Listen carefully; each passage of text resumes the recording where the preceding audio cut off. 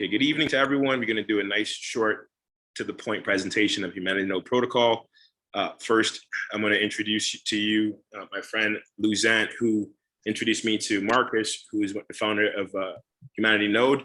And then Lou will kind of share a little bit about Humanity Protocol. He'll introduce Marcus. And then we will hear from Ms. Mita Del Fiero, who will walk us through the compensation after Marcus has explained a little bit about the history, how he got involved with Humanity.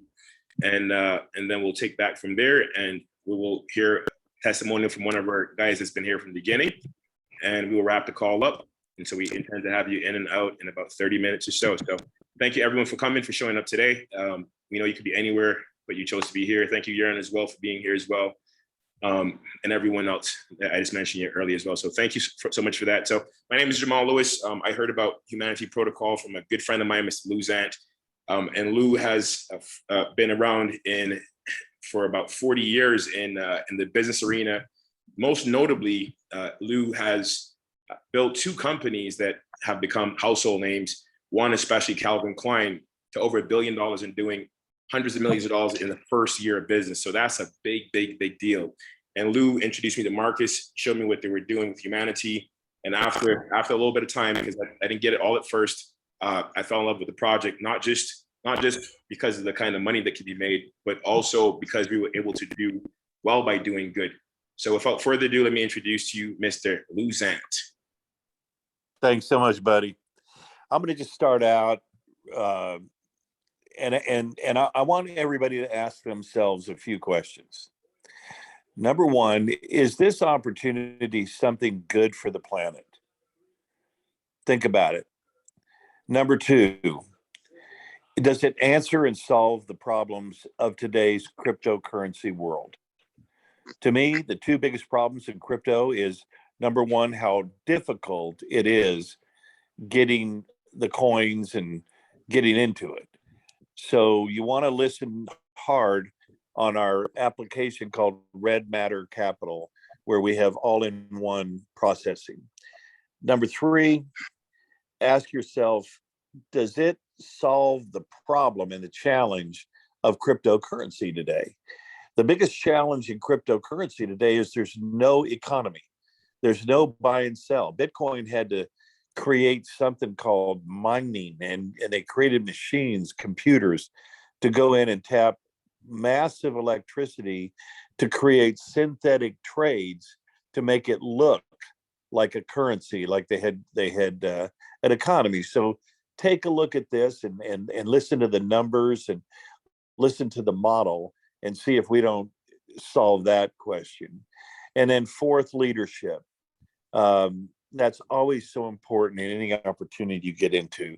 Who are the leaders of the company? Do they have the experience, the patience, the fortitude to get it done? And we've all met Jamal, we've met Mita, we've met Marcus. You guys have no idea about Josh and Andrew and Chris and Aaron and the guys we have on the team that are amazing people, and more coming on every day. And then finally, you got to ask yourself if you're ready, because when opportunity comes, you got to be ready, and you have to be committed. And once you're committed, you don't worry about a thing because it's all there. But that's the important thing today in business, just asking questions on whether or not this is the solution to the challenges of today's market, because no one will debate nor argue the fact that crypto is arguably the number one opportunity in the world. So listen closely. I'm going to introduce you to a guy that's a pretty amazing guy. Very humble, huge heart, but pretty amazing. Marcus, he's a startup entrepreneur. He's been in entrepreneurialism his whole career, but on the other side of funding opportunities. So when it comes to evaluating an opportunity and whether or not you're going to put money into it, this is what he did. This is what he excels at, and and what's happened here. Very trusted business advisor. He's founded over a dozen high growth, high revenue companies in a 25-year career in financing this in the Silicon Valley. He's consulted with companies to compete he's done over $1 billion in mergers and acquisitions, partnerships, joint ventures. And he's also the founder of the Technology Transfer Institute. How important is that? These guys have an agreement with us to create 1 million jobs in Nigeria by taking products that are partially developed, letting our people develop them and take them to the market and make applications. So I want you guys to really, turn down everything you can, get in the right space and listen to this concept and ask the questions and check them off if they're answered. So without further ado, I want to introduce Marcus. Are you there, brother? Hello, can you hear me? Yeah, there you go. Yes, absolutely. Can you hear me? Yep. Excellent. Excellent. Thank you for that introduction. It's it's a funny thing, right? You live a life. I've made it to the age of 53 years old, and you listen to a lot of things that you've done, and those are good things. But the crazy thing is that I'm more excited about what we're doing right now than any of that stuff by far. I've never had anything that I've done in this life as fulfilling and as meaningful as what we're doing now. So I jump right into it. But I did, as I listened to the history, it made me think about the present and the opportunities we have because of blockchain and because of where we are in time. As Lou said, a career in finance, post that career, retired, and I took my first trip to Africa, and I wanted to do technology transfer. That was the beginning. I wanted to do technology transfer. So my idea was to buy companies in the U.S. And take those companies to Africa, marry them with entrepreneurs in Africa, and use that to help build the economies, to build jobs for people. That's where I started at. First trip was 6 years ago. I came for 3 weeks exploratory. Came back about a year and a half later, and from that time I came back a year and a half later. I've never actually made it back home because I understood, the severity of the problem, and the severity of the problem is like this. There's 413 million people in sub-Saharan Africa living in extreme poverty. That's making less than $2 a day. That's extreme poverty as defined by the United Nations. 413 million people making less than $2 a day. And so with that, and it's been no solution. And I looked around, there's nothing that's happening out there that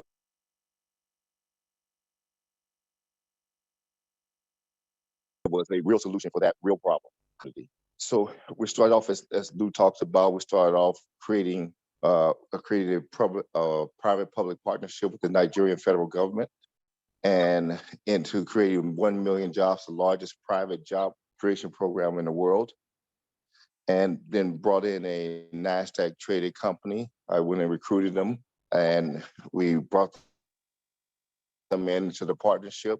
And then the company raised about $30 million to facilitate this project. And just as we were getting ready to get started, this was March 2020, COVID. And the way we had intended on doing the program could never work under a COVID scenario, lockdown. In addition to that, I got stuck in Dubai, which is where I'm at now. I got stuck in Dubai. I took a 3-day trip to Dubai. I landed, and the day after I landed, they closed the airports for 2 months. So now I had a project that was just getting started, was trying to get started, COVID, and I was actually stuck in another country, hours away. With that, stuck in Dubai, I started to think about blockchain and how we could do this project in a digital way that we were going to do in a more traditional way.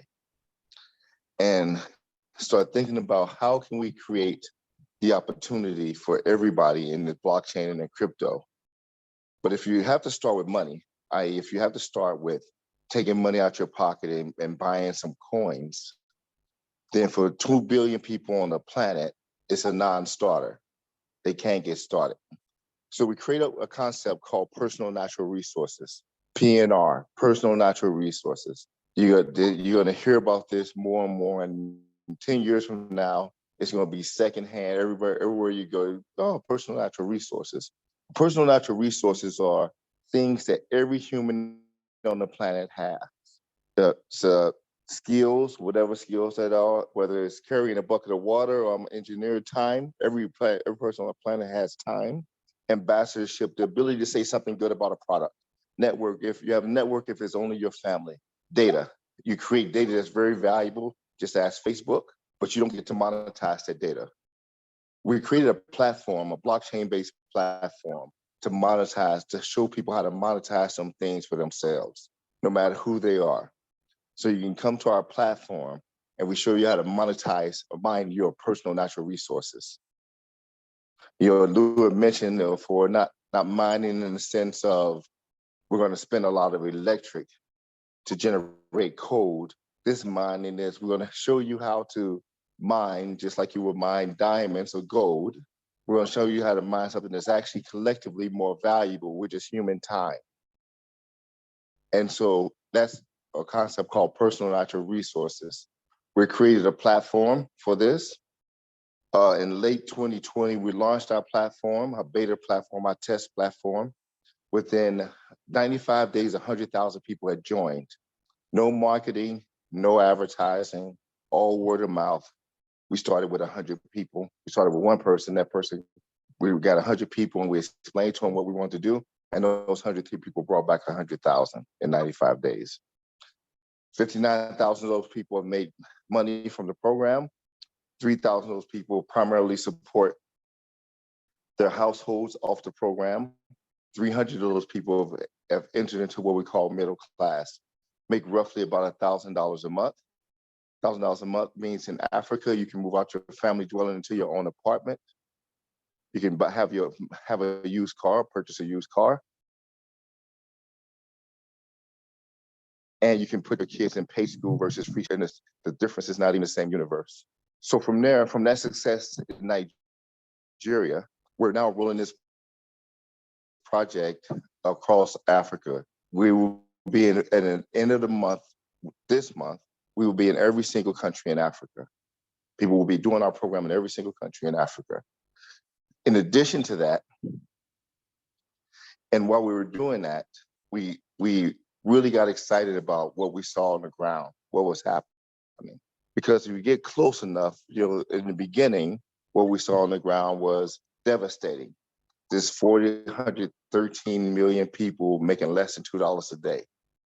But if you see the biggest problem in the world and you see a solution, then it flips to being the biggest opportunity in the world. And that's what happened here. Is this the opportunity is why we're on this phone, the biggest opportunity in the world. If you find the biggest problem and you fix it, you're going to end up with the biggest opportunity. And the opportunity here is this. China grew over the last 2 decades from a total of 1 billion people who were financially, economically a wasteland to a world financial superpower. Why? Because they had 1 billion people, and you point 1 billion people in a direction, and they all start taking steps in that direction, no matter how slow, you'll get something really big, really fast. And that's what China did. That juggernaut that they, even in a system that was anti-capitalistic, still created 1,000 billionaires and 400 companies worth more, 400 private companies worth more than $1 billion. Untold amount, and people who are just living a good, financially stable, happy life.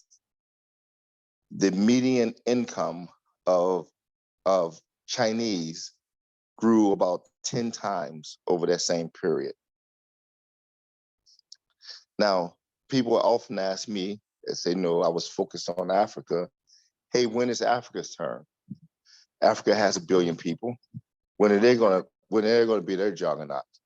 The problem with Africa, as we all know, there's 50 countries, 50 plus countries, 50 different governments, 50 different political systems, and probably 50,000 different agendas. And so I didn't have an answer again until here comes blockchain. Blockchain means that the 18 people on this call, 20 plus people on this call and growing, we can today, right now, on this call, if we wanted to, we can form our own cryptocurrency. Doesn't take long. And we form that cryptocurrency, and if we agree to trade the currency amongst ourselves, then now we have an economy. And if we keep adding people to that, keep having people come, the economy will continue to grow. Well, this is the first time in the history of the world that currencies and economies can be grown by people and groups of people, like-minded people, and not just governments. This is a game changer. This is a world changer. So when we saw that from the ground up, because you had to see that, and you have to see this opportunity from the ground up. I know the joke about being up, but you got to see this opportunity from the ground up, not from the sky down. From the ground up, you understand that this is already happening all across Africa. In Nigeria, $50 million a day is converted from Naira to Bitcoin. And that's what's above the table, probably twice as much below the table. In Kenya, where I just left from a East Africa trip, the Central Bank of Kenya and the World Bank said that 10% of all Kenyans have now crypto wallets and crypto. And it's the largest crypto liquidity pool in the world is growing in Kenya right now. I can take you country by country, and this is happening from the ground up, not from the top down, from the ground up. The biggest opportunity in the world comes in connecting these separate systems, decentralized, which is great, not controlled by government, but connecting these separate systems and giving them infrastructure and rails for the decentralized, what we call, which is the biggest opportunity in the world, the multi-trillion-dollar decentralized GDP of Africa. Africa's GDP, just like China has created a $20 trillion domestic gross product GDP economy over the last 2 decades, Africa's $20 trillion economy or more is coming, but it's going to be decentralized. It's going to be done across blockchain. And whoever lays down the rails for that blockchain decentralized GDP, it's going to control, or not control, because in the decentralized world we don't control, but it's going to benefit massively from the opportunity. And so our very next step that we're doing, and last thing I want to discuss, is that to do that, to capture that opportunity for our community, for the people who were trying to raise our extreme poverty, and for the people on this phone who want to be sponsors, angels, ambassadors, we're issuing 300,000 humanity NFTs, to hold this humanity, to own this humanity NFT, you have to be an African citizen. So even me, myself, I'm a US citizen, I can't hold it. To own it, you have to be an African citizen. You have to complete a profile. You have to do a registration. You have to complete a profile. You have to take a blockchain class. You have to take a blockchain quiz. You have to pass the quiz. You have to take a blockchain survey. And you have to do proper KYC, which is know your customer, which is basically verify your identity. If you do those things, and you're one of the first 300,000 people to do those things in Africa, you will be eligible to receive one of these humanity NFTs. There's 300,000 of them. There will only be 300,000 of them. There would never be 300,001. Once in a lifetime opportunity. The humanity NFTs are free to the people in Africa who are going to qualify for them. They're free. It doesn't cost them a dime. In fact, for poor people, there's nothing in our system that costs a dime. It's nothing in our system that if you're a poor person, any person, it's nothing in our system you can't do for time that you could do for money. So if you could do it for money, if you could buy it for money, you could buy it for time for your PNR. When we issue these 300,000 humanity NFTs, these 300,000 humanity NFTs are our governance system, i.e., they vote the system, not me, not any small group of founders, not Lou, Jamal, and Mita, and Caleb. The system is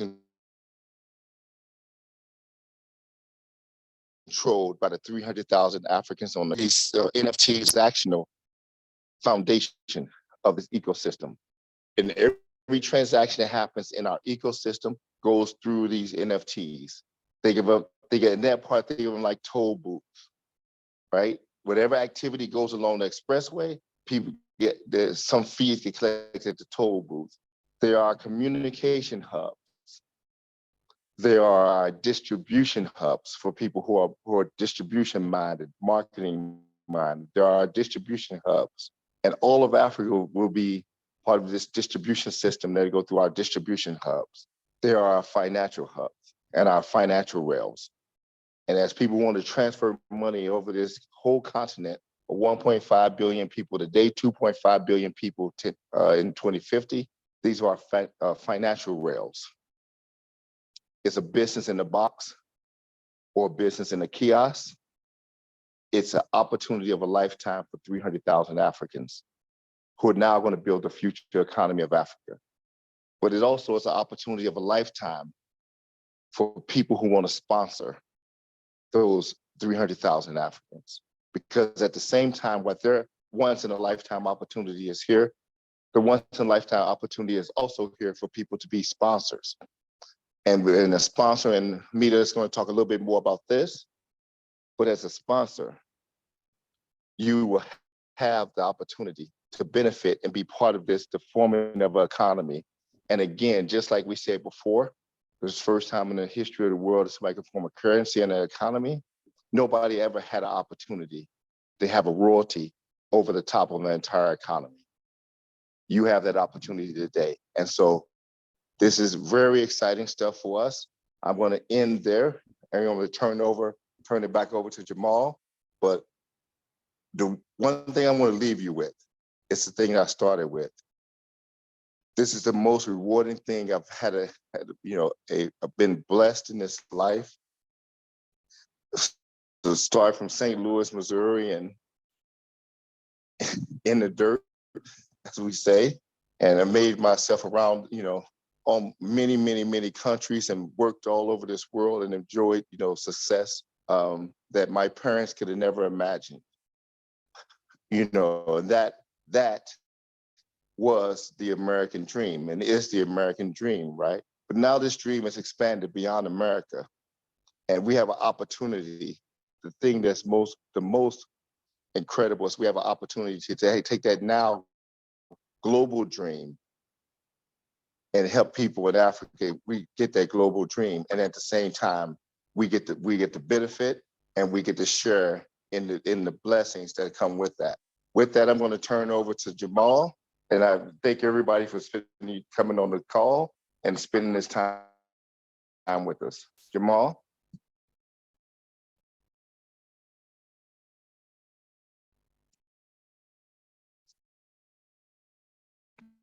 Awesome. Let everybody else in the room as well. So one of the things that Marcus, thank you so much for going into detail with that. One of the things that struck me considerably was when I first saw this, I didn't really have an understanding of what $2 a day meant. I had the fortune a couple of days ago to be on the line with people in Liberia, and the guy said, Marcus asked the question, how many people in Liberia? He said about 5 million people. And he asked the question as well, how many people can benefit from this amount of money, $2 a day? The guy said, out of 5 million people in Liberia, about 4 million of them living roughly on about $1.50 a day. And I said, wow, because we don't think about daily soda or some chips, not much family being able to eat or not to eat. So that's the things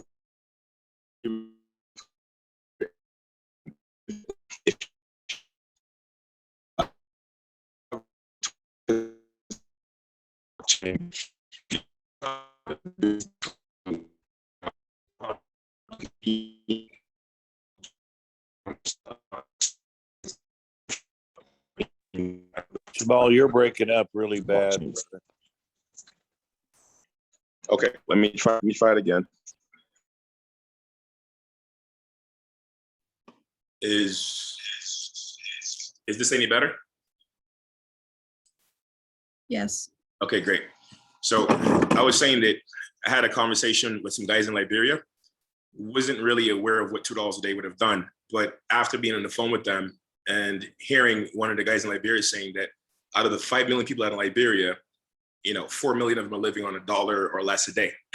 And I said, it struck me because, when we go buy some chips or soda from the store, we never really think about how much that is somebody else's whole meal for a whole family. And so it really allowed me to see the significance of what we're doing. And it was kind of emotional to see that, we can make a difference with just doing such a small amount. So Marcus, what I was saying was, if you could quickly just tell the difference between this project that has people on the ground and real sustainability and assets versus some of the other blockchain projects people haven't heard of that is based on speculation. I think that would be helpful for people to know so they can understand, what they have here and how it's a long-term solution.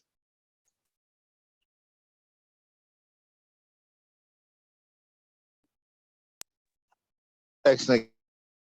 Can you hear me still? Yes. Can you hear me still? Okay, excellent. So it's three things. The typical blockchain project starts with a white paper, a technical spec paper that says, we think we could build something that nobody else built, and this is why it's going to be better, and this is why it's going to be exciting, and we should get investors should back us to take 3 to 4 to 5 to 6 years to build this technology. Okay, and so it starts with a white paper about building technology. Secondly, if the technology gets finished, and 85% of projects never build the technology, crypto blockchain projects never build the technology that they explain in a white paper. The technology never comes into a form that it exists. But if they build the technology or some version of it, secondly, then they have to go and try to find users for it. And they have to create use cases for it. And that's what you see even in the biggest cryptos now, Cardano, Ethereum, they're trying to find use cases, right? Or you should be able to use it for this. And then somebody goes off and tries to do that. You should be able to use it for that. You should be able, and then somebody goes off and another team goes off and try to make that work. Thirdly, if they can get some users, then they don't have a real business model. Something, and the point of a real business model is that, yes, we like new technology. Yes, it's a new world, but things still have to be sustainable. If you run out of money, it's not sustainable. If you're not generating money, it's not sustainable. It cannot last.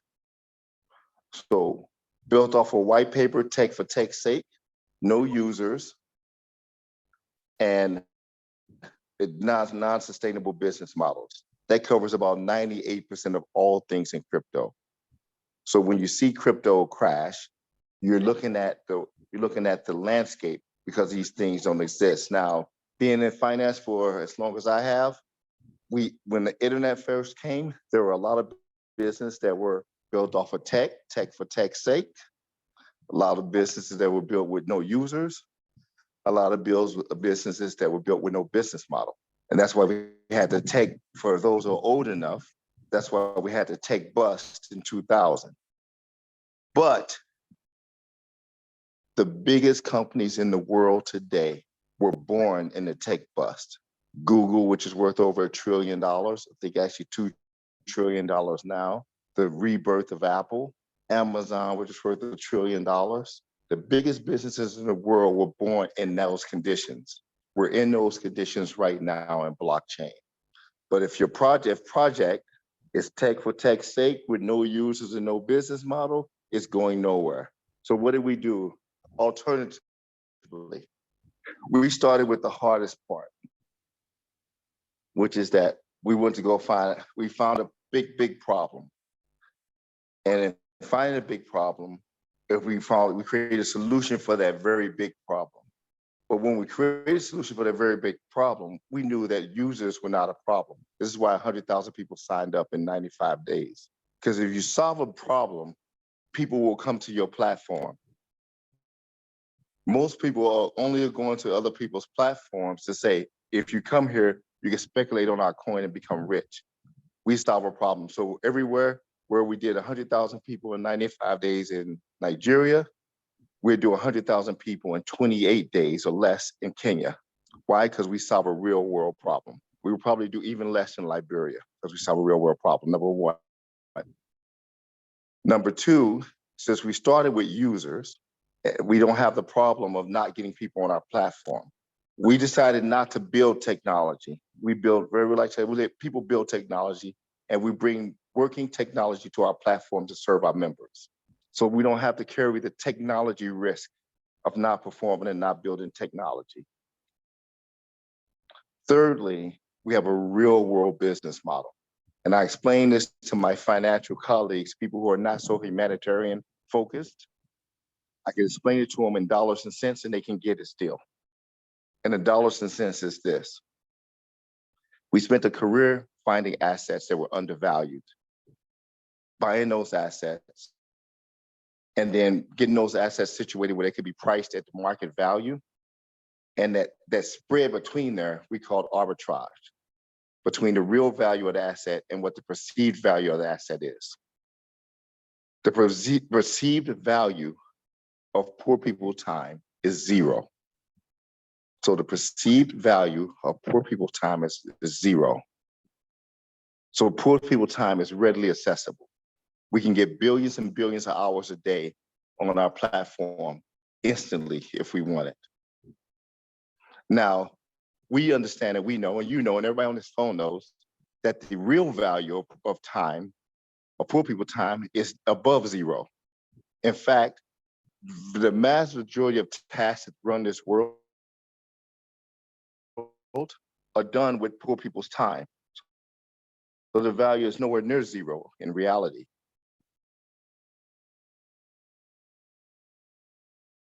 But it's treated as zero. The opportunity, the feedstock, the supply of what you need, which is time, is nearly unlimited for us. And therefore the opportunity is nearly unlimited. We are unlike any other blockchain project because we have an asset under our coin, and that asset is human time. And we have an almost unlimited supply of it. So Jamal, I hope that kind of answered the question of how we're different. Yes, it certainly did. Certainly did. So thank you so much for sharing that, Marcus. So now we will go on to Ms. Nita Del Fiero, who is very qualified to help us to understand this part. She's really good at explaining things very simply. She's been a 40-year veteran, corporate trainer, an 8-figure earner, which means more than $10 million.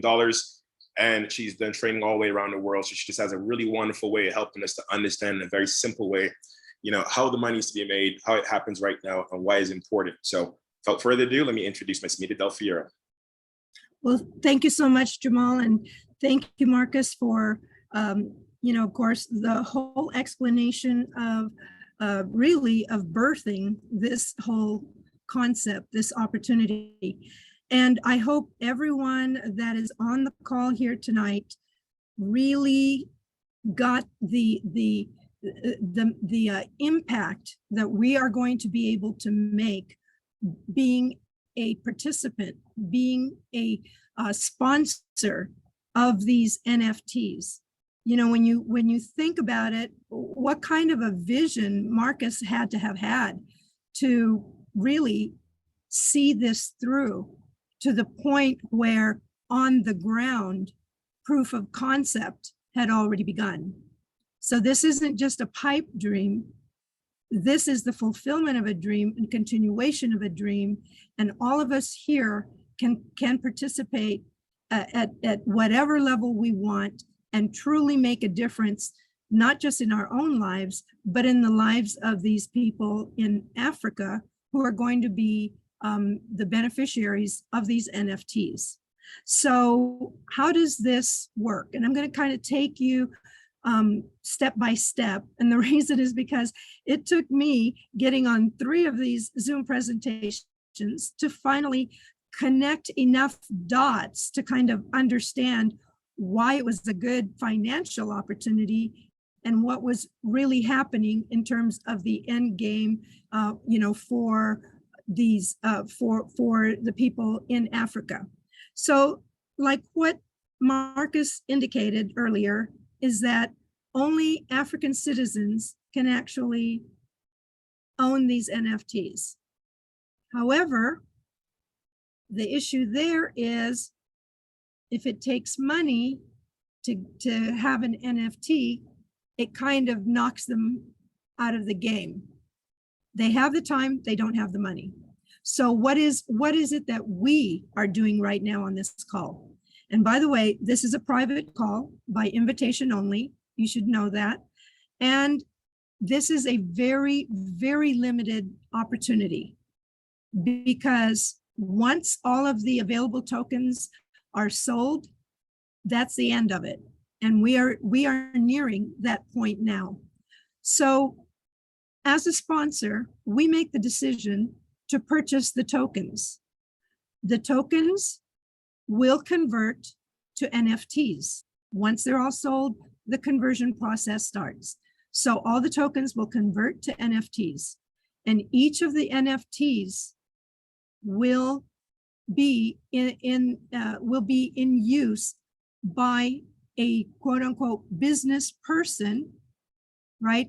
Just kind of picture this in your mind, that each NFT is out there as a business kiosk, conducting business, doing the tasks that we are training them to do. So this is how they are going to be able to really sustain a much better living for themselves and for their families. Now, let's go back to purchasing the tokens.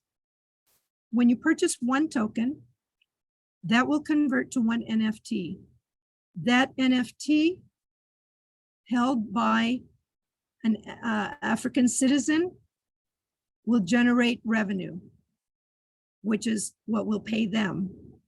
But our reward for buying that token that converted to an NFT is that we will be able to receive 4% royalties of the business that they are generating with that NFT. And that figure right now is $480 a year. So you buy one token today. I think the price today was around $6.60, somewhere around there. That converts to an NFT, right? Now, between now and the conversion, that the price will continue to go up. It is on an upward trajectory, just so you know. Okay, and so it will continue to go up. It will convert to an NFT. Then at that point, it goes to, it's now being held by an African citizen who is conducting the business and earning money for themselves, for their families. And then that one token, one NFT translates to $480 a year for us, the sponsor who bought it.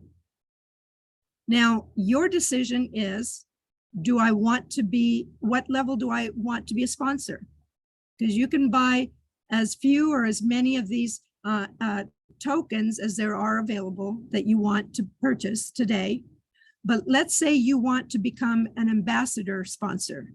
That means that you purchase at least 100 tokens, which will convert to 100 NFTs, which means that you will receive $480 a year times 100 in royalties year after year after year. That's $48,000 a year, year after year after year. Maybe you want to become an angel sponsor, which means that you purchase at least 1,000 tokens, which will convert to 1,000 NFTs, which then returns and pays you $480 a year times 1,000, okay, or $480,000 a year in royalties, year after year after year. And remember, the price of the tokens is increasing. Okay, it is on its way up. When we convert to NFTs, it will continue to increase in price, and probably at a much faster rate once we get it on the open market, where now others, and you might be thinking, well, who at that point, if the price of the NFT reaches $50, per NFT, or $100 in NFT, why would someone be interested in buying that? Because the value of getting the 4% royalties from the revenue that's being created far exceeds that price, whether it's $50 an NFT or $100 an NFT. And it's only going to continue to increase and get better with time. Now, excuse me. Let's say that at this point, while there are still tokens available, you want to be able to refer someone because you see the opportunity to make a difference and the financial opportunity for yourself as well. When you refer them, you will receive 40% of however many tokens they purchase, you will receive 40% added to your account. In addition, you'll receive another 20% where you can choose either tokens to be added to your account or the cash value at the time that you want to get paid right now. When that person refers someone, you will receive 15%, either in tokens or in cash value. And if that person refers someone, you will receive 10% in either tokens or cash value. So you have the ability, it's a 3-level affiliate program. So you have the ability to introduce people that you really feel would enjoy that, not just the financial benefits, but would really also like to have the opportunity, like what Marcus said, to have something meaningful, to have something fulfilling that they're participating in while they are making this money. So that's the opportunity proposition that we have for you here today.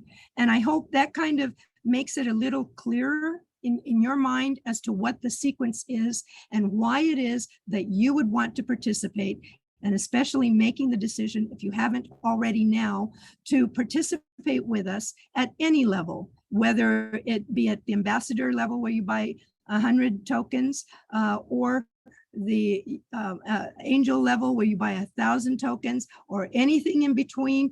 I mean, the choice is yours, but hopefully with this explanation, it makes much more sense now as to what direction you would want to take this. So with that, Jamal, I'll hand it back over to you. Thank you, Mita, for doing an amazing job helping us explain that. You always have a really good way of explaining things very simply. And so for that, we appreciate you. What I'm going to do right now is are you on, Mr. Caleb?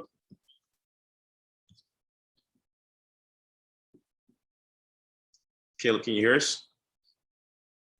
I can. Can you hear me okay? Awesome, awesome. So what I'm going to do is I'm going to open up the floor just for one quick minute because we're running here quickly to Mr. Caleb. And Mr. Caleb has been in the industry of networking, a lifetime entrepreneur for 40 years, 7-figure earner, and has a real passion for the connection with Africa. He's been self-sufficient. And I'm just going to share a quick testimonial as to where he feels this is going and what he feels it can do to help the continent, and kind of how we turn into be a happy family. So Caleb, just go ahead and share quickly. Your perspective. Thank you.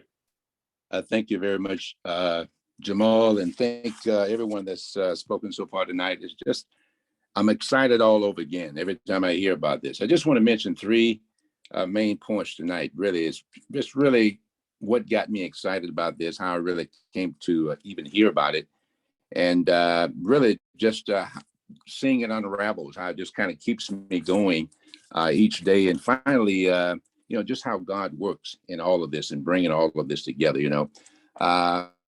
looking at number one here, how did this come about for me? I always wanted to do something for the continent of Africa, but really didn't know, how to make an impact.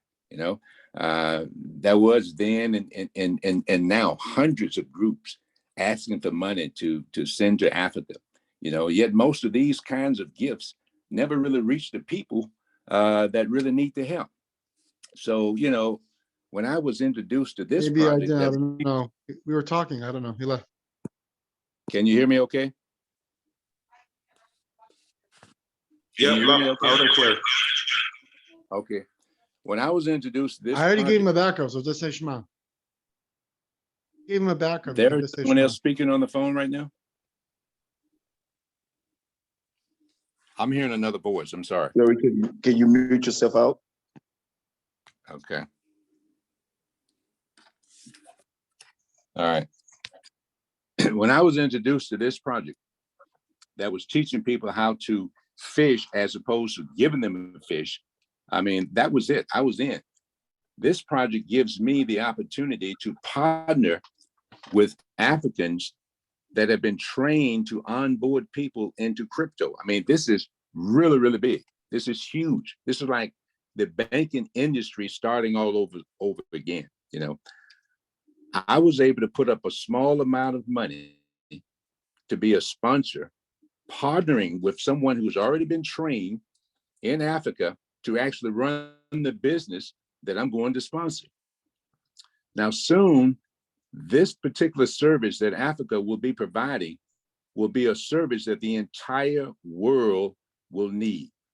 And really, they cannot even compete with the Africans in terms of human resources. So I'm extremely excited to be a part of a movement that even world leaders and billionaires right now know nothing about. I mean, we're part of something very, very special, and I'll close with this. Almost about 130 years ago, there was a group of Europeans who sat down at what was called the Berlin Conference and really divided up Africa. You take these countries here, you take these, you take this section, you take this section. And they were going to go in there and just strip this continent of its wealth, just rob this country and bring all of that back to their homeland. The irony here is that 130 years later, God raises up a Marcus and a strong team around him to hold his own conference. And we'll call this the grassroots conference of Dubai, to make Africa the leader in onboarding the world in crypto. Just look how God works. He takes a descendant of Africa, gives him a divine plan to transform sweat equity by the Africans into the commodity that gives them control of their whole continent back once again. I mean, that can only be something divine. Just like Bitcoin came here, no one knows how it got here. No one knows how blockchain got here. There's no man that really took any credit for that, because it really didn't come from me. It was some divine act that came in and transformed the whole world with blockchain and crypto. And here now we're seeing that same transformation take place again with a whole continent of Africa, not just sending them some rice or sending them one meal, but teaching them how to own their own businesses, how to really teach that to the children, how to now become a real service to the entire world, bringing wealth to that continent and allowing them to really stand up and be on parity with the rest of the world. Excited? I'm way beyond excited. I mean, this thing here is just fantastic. Jamal, that's all I have to say. Back to you. Thank you so much, Caleb. Thank you, Ms. Mita. Thank you, Marcus. Thank you, Lou, for sharing. These are people that could be anywhere, and would many companies would be happy to have them, but they're here with us, and that says a whole lot. So I'll just end by saying, end with this. So one of my mentors said to me one time that during an interview with one of the most famous soccer players in the world, they asked him, what was the difference between a good soccer player and a great soccer player? And the guy said, a good soccer player is on top of the ball. He sees where the ball is going to go, and he scores. But the great player anticipates where the ball is going to go and gets there first. The leaders that are on here right now, they anticipate and they know that we need to get there first. Because if we don't, Facebook might get there first, Apple might get there first, Google will, or Tesla, or somebody else will get there first. So this is really not to impress you, but to impress upon you that we have an opportunity. These kinds of calls don't usually happen where most of us that are on this line get a call from Chase Bank, AT&T, US Bank, Google, Tesla, Ethereum, or any of those kind of places, Cardano, right? So you might get to use it, maybe own some of it, but just imagine if you knew where Bitcoin was going to be or Ethereum was going to be when it's at $6 or $7, and then what the real value would be at the end of a few short years. How much of those would you get? Okay, so right now you have the opportunity to act now, right? And not say, man, I wish I got some of those when it was at $7. I heard about it, whatever it is. I should have gotten it. Okay, so that do the person who invited you a professional courtesy, and because they thought enough about you to invite you to this call, and let them know how many tokens you want to get, or if you still have questions, and get them answered. And if they don't know the answers, they know how to get a hold of myself, Marcus, Mita, Yaron, Caleb, Renzo, Jonathan, whoever it is that gave you this private invite to help you to get started quickly, right? And so I'm gonna borrow something that Mita shared with me that she got from Muhammad Ali, and it is that we can all do well by doing good. And I love what humanity says and stands for. Humanity says, although everybody on this phone might not be African, but the humanity is there. So together we'll build as one. And with that, have a wonderful night.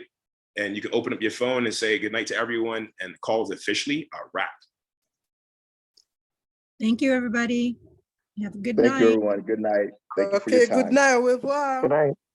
Good night. Good Au night. revoir. Good night. Good night. Bye-bye. Good night. All right, good night.